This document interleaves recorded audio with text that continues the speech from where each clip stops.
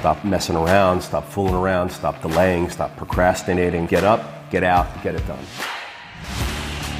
Everything is possible, nothing is a problem, and anything can be overcome. I just get my ass up out of bed, I get my shit together, and I get out and I start the fight. And that will transform you from a mere mortal into a superhuman being. I've never, ever, ever met anybody who told me that they got rich watching their IRA or their 401k.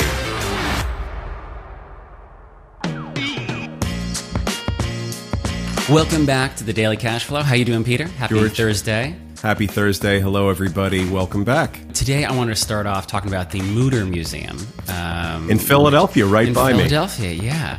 So it's been around like 160 years. It's an institution, this medical museum that it's really known for these kind of medical exceptions and oddities, right? Yeah, these really got like crazy. Albert Einstein's brain. Yeah. Grover Cleveland's cancer tumor. Wild. All sorts of things, right? And so recently they've been coming under fire for various reasons. There's some reasons that may be accurate, some may not. I'm not sure. We're kind of discerning that right now. But this business is like going out of business. I think they're being forced out of business in the current sort of socio-political landscape that is out there right now. It's really wild to watch. I mean, this place is an institution. It's been around, as you said, for 160 years. And there's no other place like it. So it's not like if this place goes away, the market will still be served by the other 20 places that exist in other cities or elsewhere. I mean, this is it. And it's a really wildly unique place. And it provides services and education and exhibits that are very specific. And a lot of people learn a lot of things from the Mutter Museum exhibits.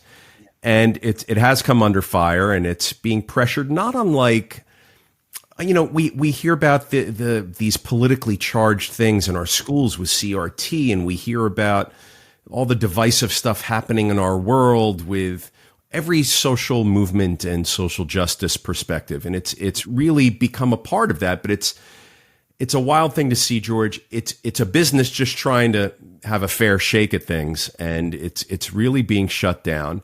Really interesting to see. I mean, there's people that are losing their jobs, that are leaving their jobs here because they disagree. Long-time employees disagree with what's happening with the Mutter Museum and the dialogue that's now surrounding it. So they're just pulling the ripcord and leaving.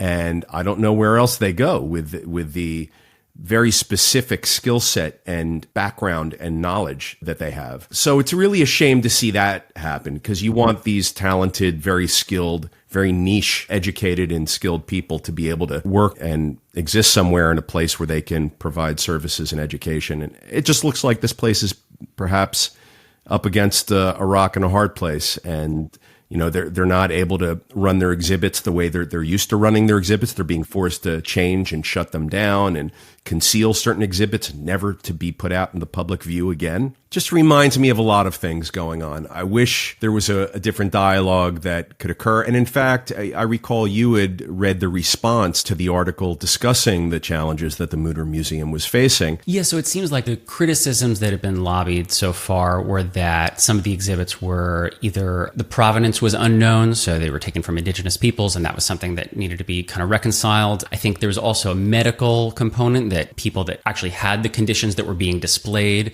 in the museum could come and see it. And some people, this was the response that we talked about off camera, was that this person, Riva Lair, who's a disabled artist, she used that word, not mine. This artist had spina bifida and defended the museum because she had gone there and experienced displays concerning her condition. But she did say that there could be a more nuanced and more kind of humanized response to some of these conditions that were being displayed. And so if the exhibits were being rehabbed to do that, that would be great, but to get rid of them entirely would be doing a disservice. Fair. Coming from someone who is part of that community. Yeah, part of the community. So that's a fair response. That sounds like a reasonable discussion to have. Yeah. Change the nuance, change the talking points moving forward. It seems like from the article that I read, the discussion that they were having was to eliminate these exhibits and highly, highly modify the purpose of the museum and the exhibits that it displays. It sounds like a lot of the same stuff that we've been hearing so much all the time lately. Very divisive, very polarizing. I'm right, you're wrong. What I say is good, what you think is bad. You're the horrible enemy, and all that craziness. It's divisiveness, and I said craziness. I mean divisiveness. Yeah. George, I don't like it. I want to see communities, countries, nations, and peoples come together and be together. I don't want to see this division. It's not the world we live in today, and we see examples of it every day. Here's another great example, fresh in our faces, close to my home, near me in Philadelphia, the Mutter Museum. It's been around for 160 years and under attack because the exhibits it displays isn't sensitive enough for some people for the provenance, the history, the recognition. I mean, it's a medical museum. Yeah. I don't, to me personally, I just want the data. I want the facts. So I have to form more of an opinion on this, but maybe their exhibits are factual. Maybe they are absent certain things that should be part of the information that they provide to people. I don't know, but God, for a museum now to come under fire, you got schools coming under fire. Yeah, I think that's the thing that makes me nervous is that the erasure of information and data. That's what concerns me greatly. Yeah, and death of free speech, George. Yeah, and so I think I'm all for kind of recontextualizing information and saying, well, this was how this thing was viewed in the 1940s. We no longer view it that way. And so we can talk about that in the modern context. But to get rid of the acknowledgement that it happened entirely, I think is highly dangerous. And I do see that trend being, all across the country right now. I want to hear what our viewers have to say about it. Tag the Mutter Museum in this post, please. Our viewers, leave a comment. Read the article. Tell me, what do you think of this? It's like a museum. They're under a lot of pressure. Is this the right direction? Is it not the right direction? Why or why not? I think it might be more of the death of free speech, but if you disagree, I want to hear from you. So there's this Supreme Court case. This couple from Washington State is requesting a $15,000 tax refund. A tax refund case. Yeah. I remember reading about this. Yeah, really Go interesting. Ahead, please. So I just wanted to touch base with you and see what you thought the implications of this were going to be and kind of what the heart of the matter is with this, because it's it's not a super complex case, but I think it's something that can be misconstrued and kind of politicized in wrong ways sometimes. So at the heart of this case is a couple from Washington. They're seeking a $15,000 tax refund from the IRS on income that the IRS said that it earned, and therefore it taxed them, and they paid it. They want a refund back. And the issue is that this couple is claiming the shares of this company that earned the income is an offshore company. It's not in the United States. They never had the money distributed to them. So they were never paid income on which they paid $15,000 in taxes. They're not in control of this company. They're not management of the company. They're not on the board. They have the shares of this company. Right. And we often see this. It's called phantom income. Phantom income is when you are taxed as if you have received the income in your bank account, but you haven't received it. And when you own shares, certain types of shares in certain corporate structures, there can be phantom income. It's a very tricky thing, and people in business, no matter what industry you're in, have to be aware of this and watch out for it. Phantom income is when your shareholders have to pay a tax on money that they didn't receive from a company that earned the money elsewhere, not in the United States, and the shareholders don't control management. They don't control the company. They just have these shares. Right. Selling the shares would generate all sorts of other tax mess. So they keep these shares, and they're taxed on the income that they didn't receive, never hit their bank account. So it's a really interesting topic, because at heart of this whole question is, what constitutes income? What constitutes income which can then be taxed? Yeah. If you own something and you haven't received or realized a monetary gain, if you haven't received the money, is it taxable? Is it taxable just on the theory that it's gone up in value, but you haven't received the money? Is it taxable if the money was generated by a company that's based in Belgium, sits in a bank account in Switzerland, and was never distributed to you or the other shareholders? Are you liable to pay a tax to the IRS, the U.S. government. It's a really interesting topic. We have been hearing about this. The current presidential administration has plans to discuss and implement a tax the rich policy. They want to propose taxes based on the value of assets, not the sale of the assets at that value. Big difference. That means if you buy a house and it doubles or triples in value, you have to pay tax presumably on that doubling or tripling of the value, even though you haven't sold the house. Yeah. And a house is just one easy example. You can say that about stocks, cars, anything. Right. Anything, an art collection, like whatever it is, if it just goes up in value, the IRS is now the appraiser with all the expertise, and they can tell you what they think your home or your auto collection or your art collection or your stocks are really worth, and you should pay a tax on that, even though you don't have the money in your account to actually pay it. It's going to force the sale of a lot of these assets if this were to ever come to fruition. So it's a really interesting Supreme Court case because depending on how the Supreme Court rules, George, stare decisis, right? Mm-hmm. It could set a precedent. Right. Other courts in the future could look back to this case to say, hey, well, the Supreme Court said you can tax income even though you don't actually receive the income. Or they can look back and say, hey, in 2023, the Supreme Court ruled against being able to tax income on something that you never received, don't have any control of, and you never had the money in your bank. Right. So it's really interesting. It's going to mean far-reaching implications for the U.S. government, its budgeting. I mean, here we are in 2023. We're having largely discussions about how to tax more and new and different things because these municipalities and states and governments need money. They're out of money. Here you have a Supreme Court ruling which may trigger the IRS having to refund back billions and billions and billions of dollars to companies that had to pay this tax since 2017 and individuals. And not only this family in Washington with its $15,000 tax refund that's now turned into a Supreme Court case, but think of all the other millions of families maybe that have a similar situation. It's going to be a mess. But it's a really important mess to go through because it's going to establish the bounds and the abilities of the U.S. government and its taxing authority, the IRS, for the foreseeable future. So keep an eye on this one because, look, in Europe, they have things called the wealth tax. Mm-hmm. They do that in Europe. Yeah. They say, like France, for example, wants to tax you on the value of your paintings. Mm-hmm. And a lot of people keep their paintings across the border in other states, so that they don't have to claim that it's in France, and therefore it's not subject to the wealth tax. Right. Yeah. I mean, this is an interesting thing.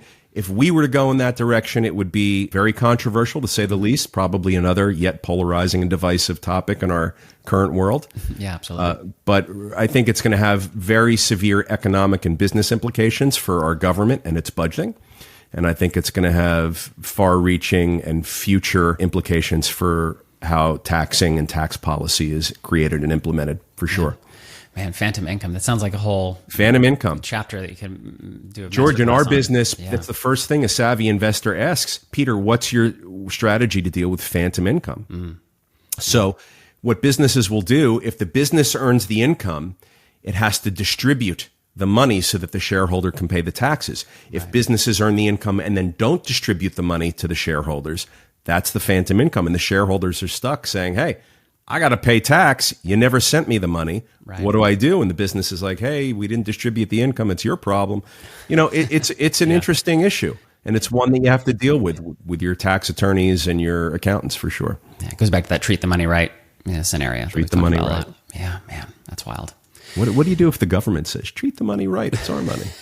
Do you then treat the taxing? Right. I mean, that's talk about controversy. That's going to have a whole host of opinions depending upon whose side is on what. The Schneider National Company, this truck company, recently teamed up with SES Software to develop a video game that they can use to recruit truckers. I love it. Recruit more people, Deploying technology and new practices and pivoting in the world today. Like in all the trades, it's probably very hard to recruit and find new people to train and come into the industry for trucking.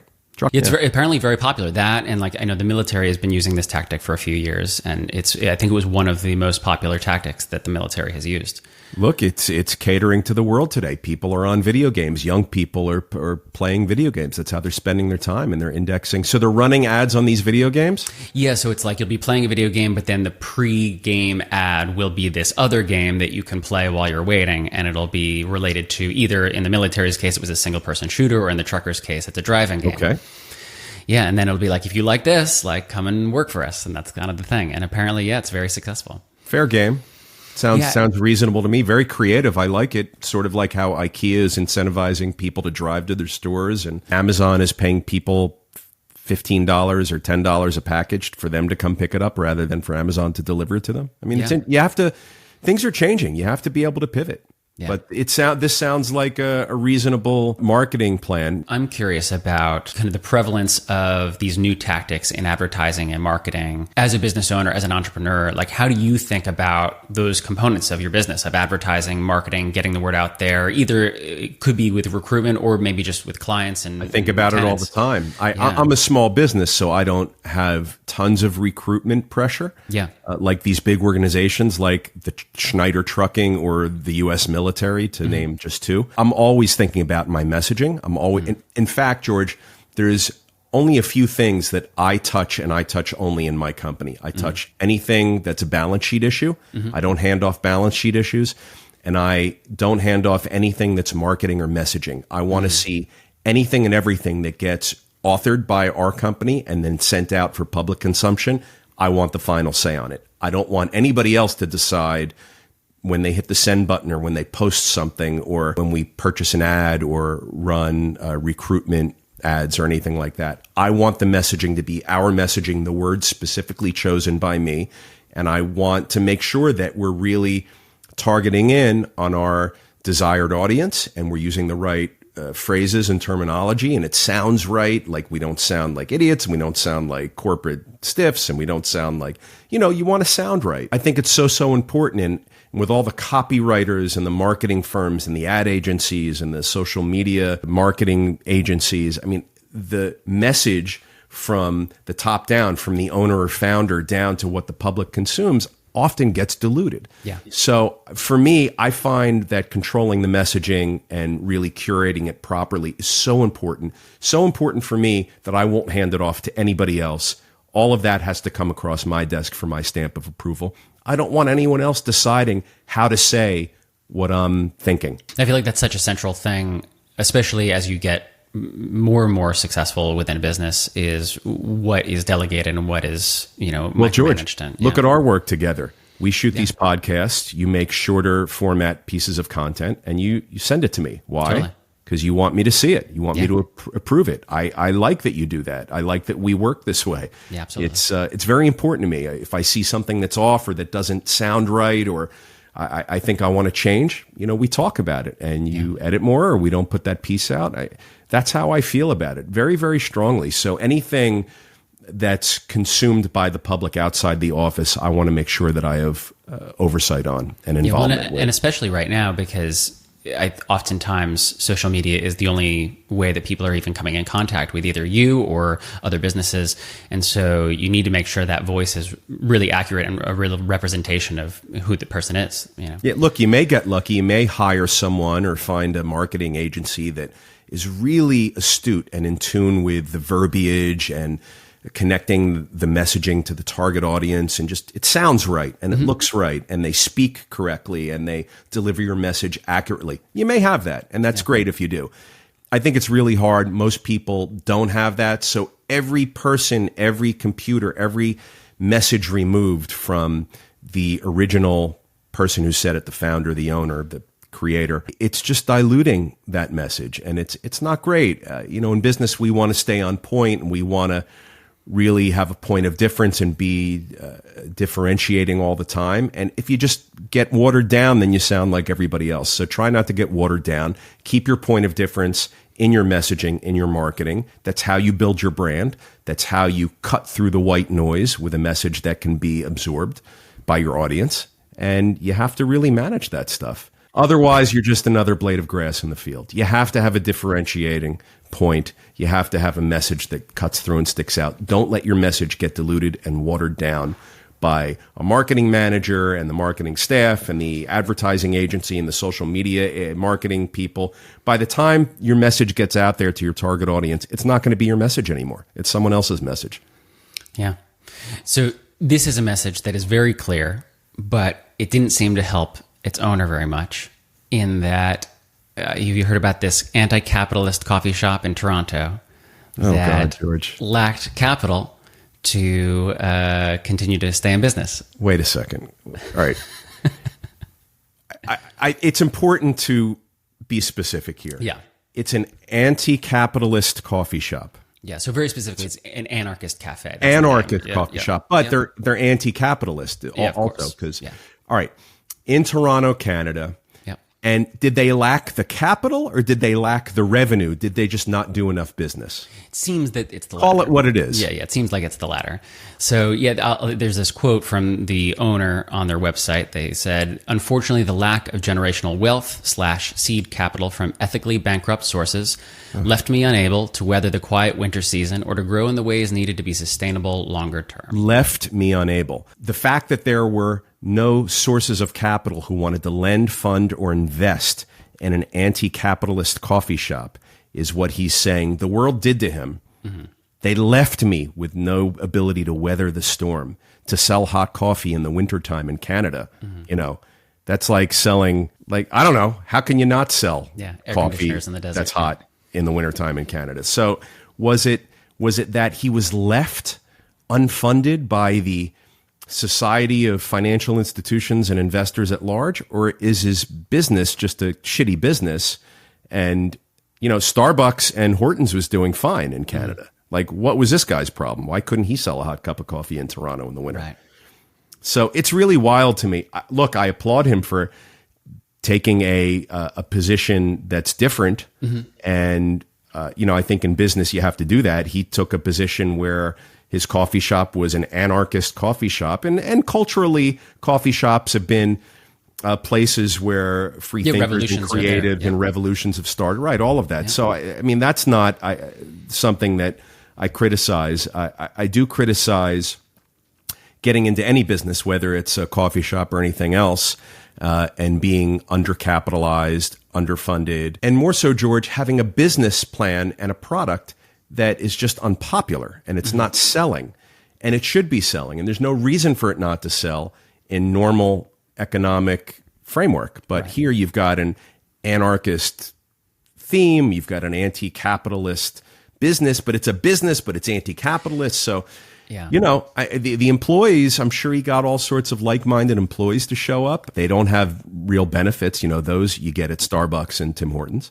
It's great for a millisecond. You get to fire up your audience. You get to rally your troops a little bit. I could see that being a thing.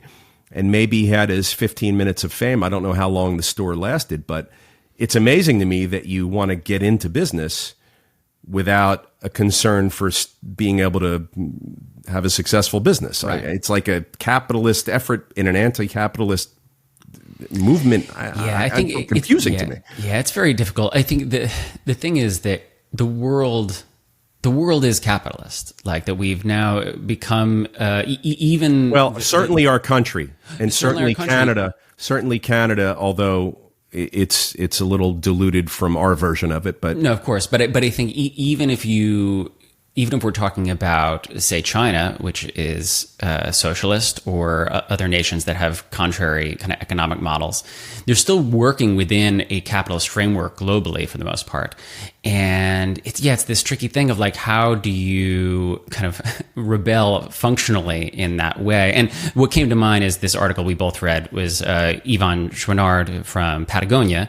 He's a billionaire, very, very successful businessman, but is really very anti-capitalist, but he used the resources of his business, of his successful business plan, to fund some of those causes that he believes in. So let me just point out a key difference. And you're right, Chouinard is all of those things. Yeah. Chouinard got into business to be in business. He had all of his feelings about capitalism and preservation and nature. He had all of that stuff. But make no mistake, great businessman, shrewd, and he's successful because he cut through it all and he didn't let his passion for anti-capitalism and natural preservation to get in the way of his business being successful. He realized that he needed a successful business and wanted a successful business in order to take that wealth and those resources and deploy it into these other areas that he feels strongly about.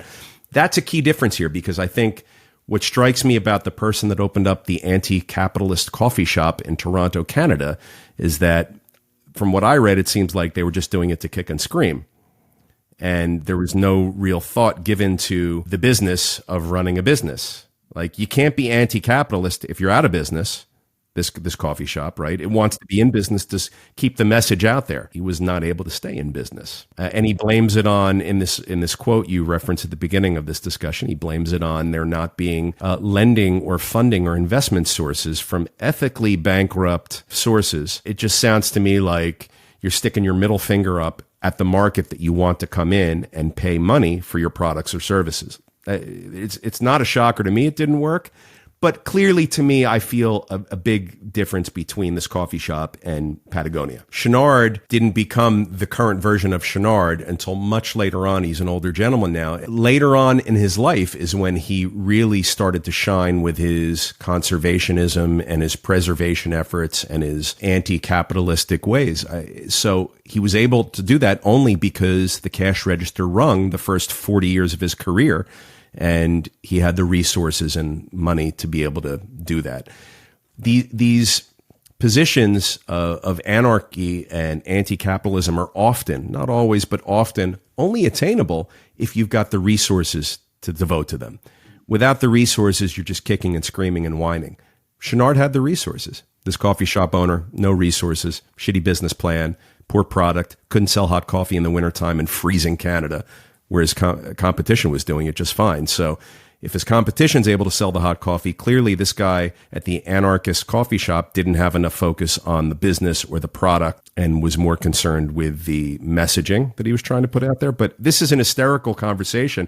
You have to acknowledge, because you have someone who got into business to talk about how it's bad to be in business. So no doubt he went out of business. I could talk about this for another 5 hours. I have so many questions, but I don't know where you go with that in your life and in career. But look, if you don't like capitalism, if you don't want to be in business, you don't have to be.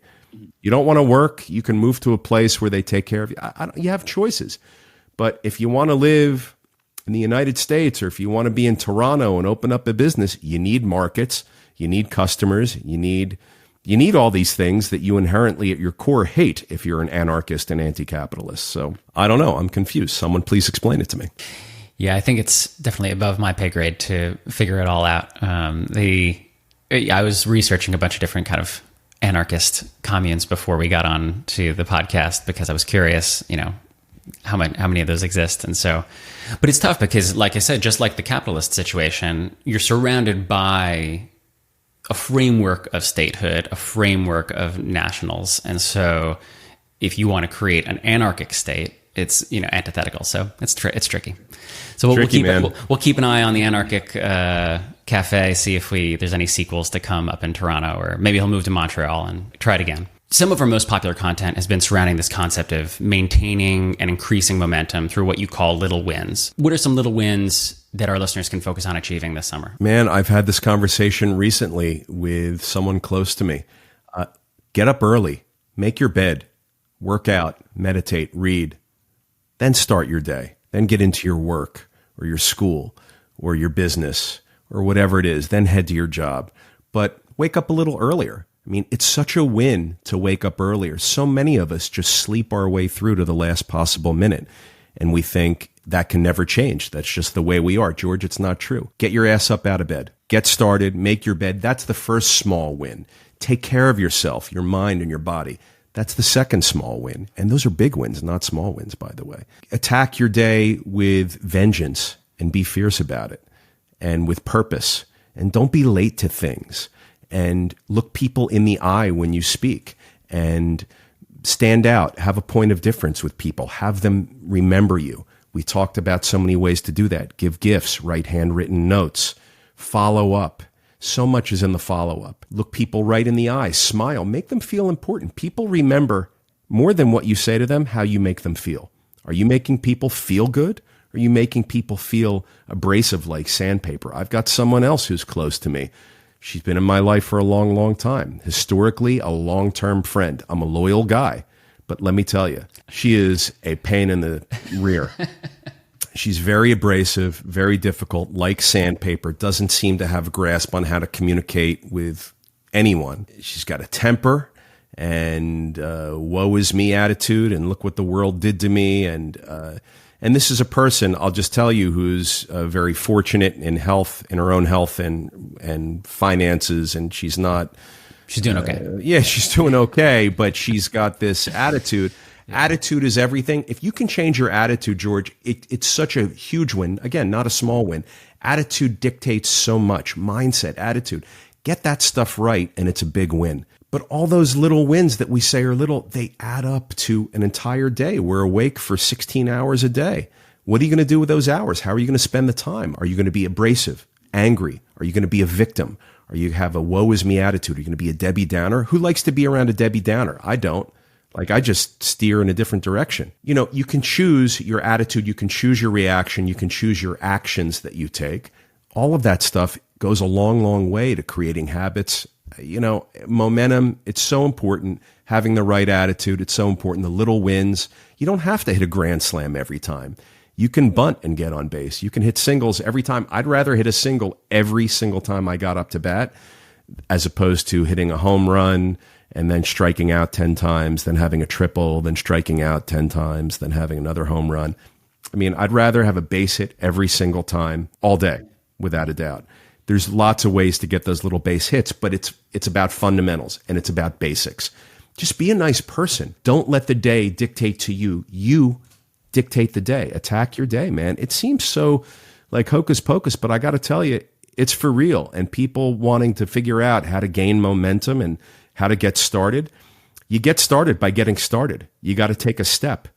You know, if you never take the first step, the second one never occurs. So for me, all the little things that rev up the engine and get us going are so critical and so crucial. And they're overlooked because I think in today's world, people want that home run or that grand slam right away without having trained for it, without having put in the work and the effort and the miles. They want the big win. They want the big payday. They want the big touchdown. They're not ready for it. They haven't prepared for it. They haven't earned it yet. So you have to have the little wins as part of your foundation. It's fundamental stuff. It's with everything in life. You need to have the basics, the fundamentals down.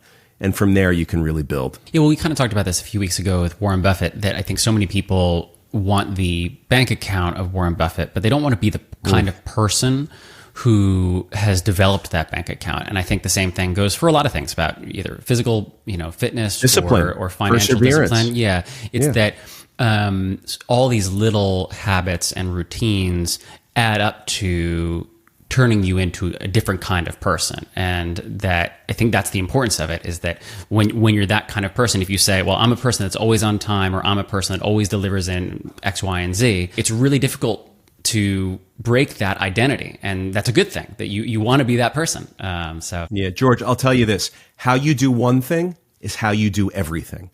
So if you are watering the plants outside and you get halfway done and the dinner bell rings and your husband says, dinner's ready, honey, and you drop the hose and go in without watering the rest of the plants. Me, I would finish watering all the plants before I went in. I would complete the task. How you do one thing is how you do everything. If you eat breakfast at the kitchen table and you leave a mess and there's crumbs all over the floor. I have a young child and it's a disaster. Every time she eats a meal, it's like I got to call a cleaning crew and the military hazmat team to come in and clean up. There's like eggs and toast and crumbs everywhere. It's amazing. Yeah. I don't know how it happens. So I have to work on that as a parent to get her to eat a little less chaotically. What was the guy on Saturday Night Live who ate the apple and spun it around and spit the apple everywhere? That's like my daughter.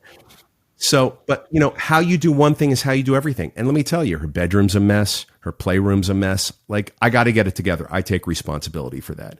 George, it's an indication. Everything we do is an indication of every other thing we could do or will do.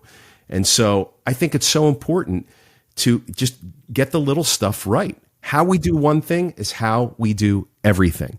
If you've heard the phrase, there's only one way to do a job, and that's the right way. I fully subscribe to that. Like, I don't want to come in for my work day until my work is done and it's done right. I don't want to do it sloppily. I don't want to do it half-assed. I don't want to do it unfinished or incomplete. I want to get it done. I want to get it done right. If it means I have to stay an hour or 2 hours or 10 hours later, so what? My responsibility. I want to get my job done right. And it's a work ethic thing. It's a mindset thing. How I do one thing is how I do everything. I do everything. I try with precision, with mindfulness, with a sense of completion, always with a sense of quality and concern for impact on my peers and my customers and my employees. I want to be able to cross the T's and dot the I's all the time. I always have a sense of urgency, and I'm always really detail oriented. And so for me, I was able to develop those skills. I didn't always have those skills, George. I was a sloppy mess myself. So I saw firsthand that when I was a sloppy mess at one thing, I looked at the rest of my life and I saw that I was a sloppy mess in every other area in my life. And it wasn't until later on in my life, after school, after college, I should have had my shit together. I really didn't yet. And I was a little sloppy. I was a little, gunning a little bit. I was a bit of a wild cowboy in a lot of ways. And I needed to get my shit together and button it down and pull it in. And when I got my act together and I saw that I was doing the little things correctly, the big things also happen correctly. George, the big things will never come if you can't do the little things. The big successes will never come if you can't achieve little successes. And little successes can be making your bed and not being late. I mean, those are wins, Those are wins. But the big stuff's never going to come if you can't do the little stuff. So don't even try to get the big stuff without having your foundation. I am not what happens to me. I am what I choose to be. This is a quote by Carl Jung. Carl Jung, yeah. Yeah. And it sounds like a theme we're on right now. Yeah, it does fit in a lot with what we've talked about today. I've heard you use this many times. What does that mean to you, and how does it help you on the path to success, that quote? In a world where it seems like we're not in control of much, you've heard me say it before, what we are in control of is our mindset, our actions, and our reactions. That's what we can control. Yeah. So what are you going to do? Are you going to stand around and mope and cry and be a victim and not take action when you could take certain actions to materially change the situation that's bumming you out? Like, I can't do that. I take action. I want to be responsible for steering my ship. And I think the more people can do that, the way better off they would be. So for me, I don't want to let things happen to me and then I sit idly by and just don't do anything about it. I want to take action. If I need to move, if I need to pivot, I got to do that. You do too. Yeah. So I am not what happens to me. I am what I choose to be. Everything in life is a choice. Everything. Yeah. Are you going to choose happiness? Or are you going to choose grumpiness? My friend who I was talking about before, she's a grump. Grumpiness, yeah. She's a grump, man. It bums me out. Yeah. And I have another friend who's, again, historical legacy person. I'm a loyal guy. I don't write them off. I may choose to spend less time with them. I may choose to spend different types of time with them, have different types of conversations. Yeah. But they're still my friends, and they're in my circle of love. I just made that up. But, I'm loyal. I'm not just going to write them off completely. But I have this other friend who's just a total victim, blames everything and everybody else for all the things that happened to him. He's a guy that started businesses and worked at companies and just moved around a lot and was never able to really gain any traction with anything. And he really blames everybody else but himself. He looks at people with that lens. And it's really a handicap for him. It's really a bit of a cancer for him. He's sick. He's sick with it. And it holds him back. He's a smart guy. He's a capable guy, but he can't execute because he's so held back by this awful mindset. I'm going to say awful mindset. And it handicaps him. Yeah, well, because that framework, you give up agency, I think, whenever you view the world in that way. And that, if you say, well, I have been, all these things have happened to me and I have no control over it. I think that's the key, is that it's not denying that those things happen, that there are tragedies. What are you going to do about it? Yeah, there are tragedies and terrible things that do happen to people all the time. And that's absolutely something that we should acknowledge that's real. But if you say, I can't do anything about it, then you've already submitted to, well, I've given up all the agency that I can possibly have. Don't like your career? What are you going to do about it? Don't like your job? What are you going to do about it? Don't like the business you're in? What are you going to do about it? Don't like the people working for you? What are you going to do about it? Don't like the state that you live in because they tax you too much? What are you going to do about it? Don't like the school that your kids go to? What are you going to do about it? These are the things. Don't like the person you're married to? What are you going to do about it? Don't like how your child's behaving? You're going to continue to let your child behave that way? What are you going to do about it?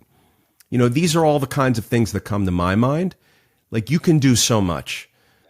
Like, you got in a bit of an accident and you're injured. What are you going to do about it?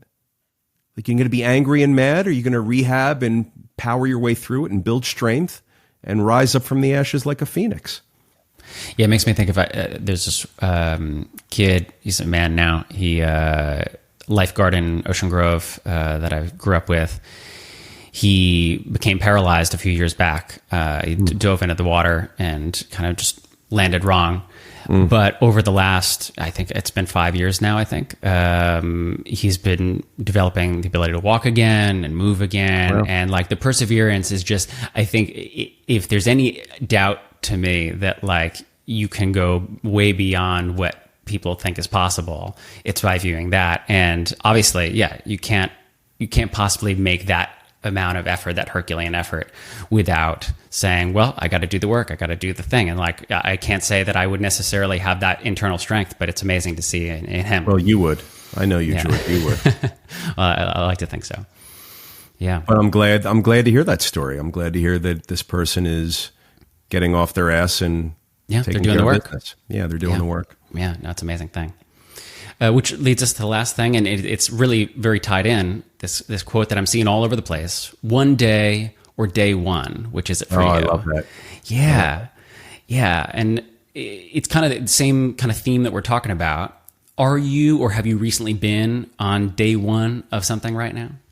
Every day is a day one for me, because I've always got new things that I'm trying or investing in or evaluating, or new people that I'm meeting, or new relationships that I'm building. All of that. I mean, that's every day for me. So every day there's a lot of day one stuff happening for me. Yeah. And look, that's part of growth and moving forward. It's very important to me. So, I stack my days with lots of day one situations. Yeah. I'm not a one day kind of person. I have always felt like I'm in control of my destiny.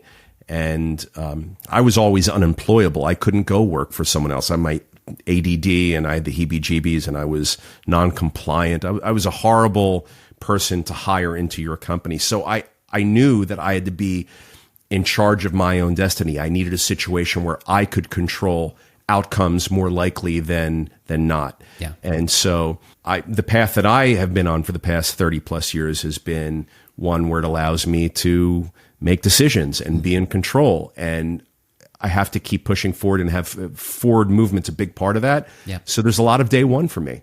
Yeah. I'm never afraid to try new things, and I'm never afraid to say, well, I'll do it today because I don't want to do it tomorrow. Like it's so easy to procrastinate. Yeah. It's so easy to say one day, right? We do it with so many things.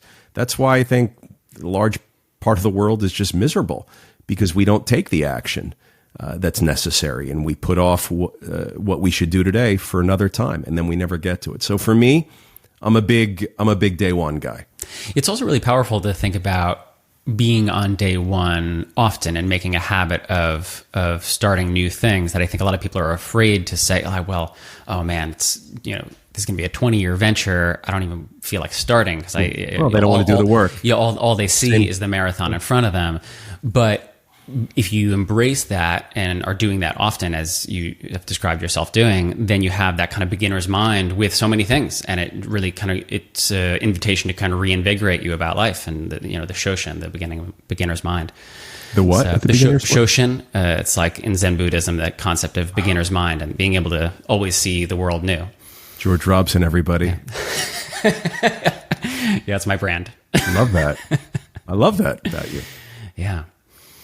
Well, that's what I got today, Peter. This has been awesome. This has been a good conversation. Thank you so much. I hope you have a great day. Cool. Thank you so much.